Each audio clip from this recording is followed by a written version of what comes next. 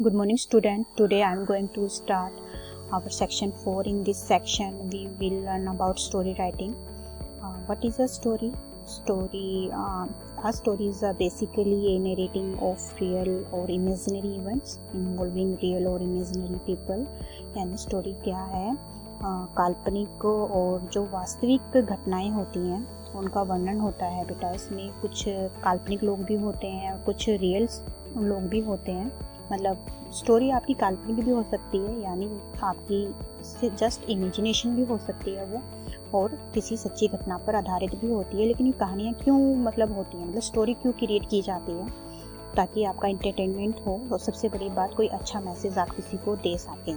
ठीक है, तो जो स्टोरी राइटिंग होती है बेटा वो हमेशा आपकी पास्ट टेंस में होती है। तो आपको हमेशा पास्ट का ध्यान रखना है। इसमें पास्ट का कोई भी मतलब आपका मेन जो होता है वो आपका सिंपल ज़्यादा यूज़ होता है। कभी कभी आपका मतलब आपका परफेक्ट भी यूज़ हो जाता है, लेकिन सिंपली ज़्यादा यूज़ होता है। चलिए स्टार्ट कर लेते हैं। Let's start. Once there lived a greedy man. ठीक है, क्या था? एक बार एक लालची आदमी था। लिव्ड मतलब पास्ट आपका सिंपल है ये। ठीक है, ग्रीडी मतलब लालची, रहता था। ठीक है, लिव्ड मतलब रहता था। ही हैड ए हैन, उसके पास एक क्या थी? मुर्गी थी। ये टेंस नहीं है, सिंपल सेंटेंस है। टेंस और सेंटेंस में आपको डिफरेंस समझना चाहिए। That laid a golden egg, जो कि क्या करती थी? एक सुनहरा अंडा एवरी डे, प्रतिदिन देती थी। लेड मतलब देना। ठीक है, डे बाई डे, दिन प्रतिदिन ही बिकम वेरी रिच, वो क्या हो गया?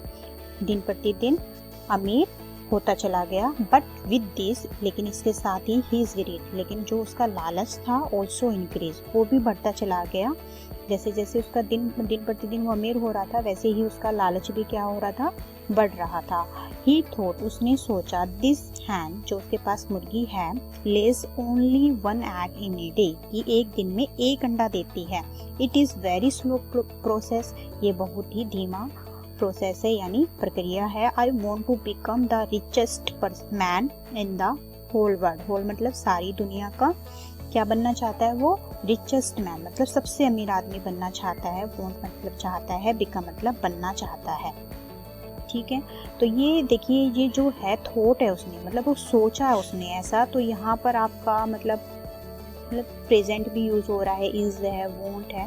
तो ये इसकी सोच है बस, कि वो ऐसा सोच रहा था। ठीक है, I can not wait for it so long, इसके लिए मैं लंबा मतलब इंतजार नहीं कर सकता। किसका लंबा इंतजार नहीं कर सकता? मतलब अमीर उसको बनना है, तो उसके लिए वो लंबा इंतजार नहीं करता। आई मस्ट किल इट, तो वो क्या सोचता है कि मुझे इसे मारना चाहिए। And get all the golden eggs at once, और सभी सुनहरे अंडे प्राप्त करने चाहिए। जितने भी उसने सोचा कि इसके पेट में होते होंगे, तो वो सारे एक बार में मुझे प्राप्त कर लेने चाहिए। थिंकिंग दिस, यह सोचकर ही किल्ड द हैन, उसने क्या किया?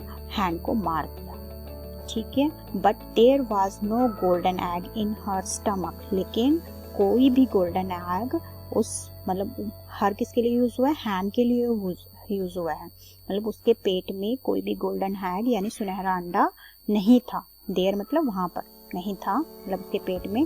ही वॉज डिसअपॉइंटेड, डिसअपॉइंटेड होता है बेटा निराश हो जाना। जब आपको कोई चीज़, आप किसी चीज़ की इच्छा करो और वो ना मिले तो हम क्या हो जाते हैं? निराश हो जाते हैं। तो वहाँ पे डिसअपॉइंटेड यूज करते हैं। ठीक है, तो वो क्या हुआ? निराश हो गया, है ना। ही स्टार्टेड, और उसने क्या कर दिया? He started weeping loudly. Weeping होता है, वीप होता है बेटा रोना। तो उसने जोर जोर से क्या किया? रोने लगा।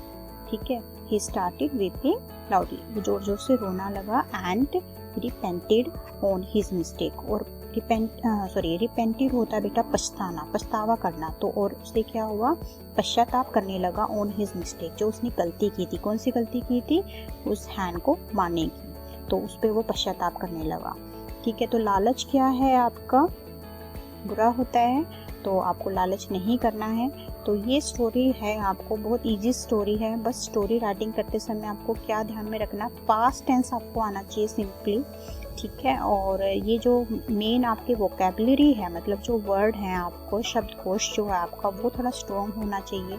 यदि आपको लालच का मीनिंग नहीं पता होगा, अमीर को क्या कहते हैं, ठीक है, सुनहरे को क्या कहते हैं, प्रक्रिया क्या होती है, निराश होना क्या होता है, तो किसी भी स्टोरी को आप हिंदी में बहुत इजीली सोच लेते हैं, लेकिन उसको इंग्लिश में कन्वर्ट करने के लिए आपको एक तो वोकैब आपका स्ट्रॉन्ग होना चाहिए, ऊपर से आपको पता होना चाहिए पास्ट टेंस क्या होता है, उसको कन्वर्ट कैसे करते हैं। तो आगे की चैप्टर में पहले भी सिखाए गए हैं आपको टेंसेस, फिर से सिखाए जाएंगे। तो आपको ध्यान से समझना है, ये मत सोचिए एक चैप्टर का पार्ट होता है, ठीक है। आपको सब चीज़ जो भी सिखाया जाता है वो चाहे सिंपल सेंटेंस है या टेंस है, उसको आपको समझना है, ताकि आप ये इस तरह की स्टोरी राइटिंग आराम से कर पाएँ। और जितने भी वर्ड मीनिंग आपको बोले जाते हैं उन्हें याद करते रहिए, उससे आपकी वोकेबलरी स्ट्रॉन्ग होगी।